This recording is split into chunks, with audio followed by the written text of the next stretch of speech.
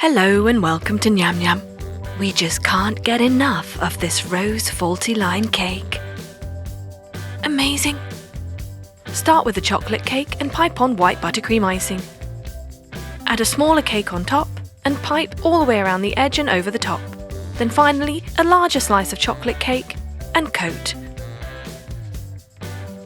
Smooth out the edges and place some roses around the middle. Pink and white, a beautiful sight.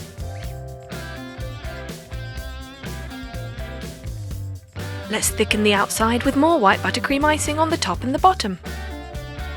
Again, smoothing it out. Lovely. Let's pop some roses on top.